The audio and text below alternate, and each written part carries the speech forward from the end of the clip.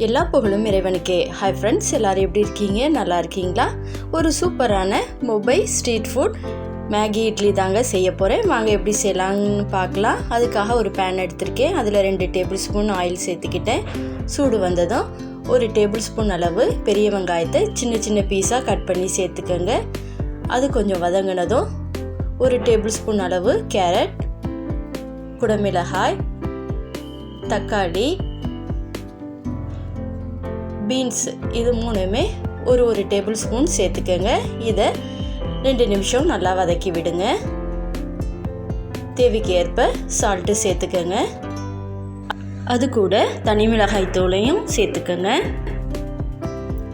இதையும் நல்லா வதக்கி விடுங்க. இப்போ அது கூட ஒரு பாக்கெட் மேகி மசாலாவையும் சேர்த்துக்கோங்க.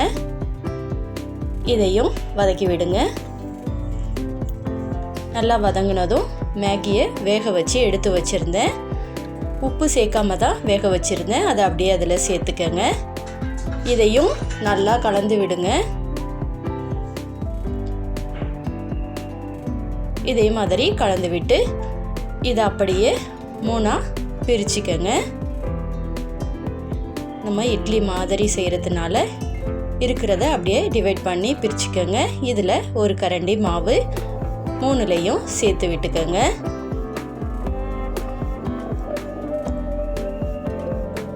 அதுக்கு பிறகு கொஞ்சமாக மேலே மல்லித்தலையை கட் பண்ணி சேர்த்துக்கோங்க. இதில் நீங்கள் இட்லி பொடி வேணாலும் யூஸ் பண்ணிக்கலாம், உங்கள் விருப்பம்தான். இதை மூடி வச்சு கூட நீங்கள் வேக விடலாம். இப்போ அப்படியே திருப்பி போட்டுடலாங்க.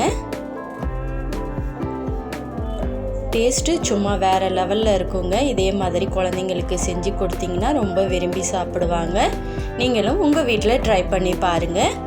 இந்த ரெசிபி உங்களுக்கு பிடிச்சிருந்தா லைக் பண்ணுங்கள், ஃபேமிலி ஃப்ரெண்ட்ஸுக்கு ஷேர் பண்ணுங்கள், மறக்காமல் சப்ஸ்கிரைப் பண்ணுங்கள்.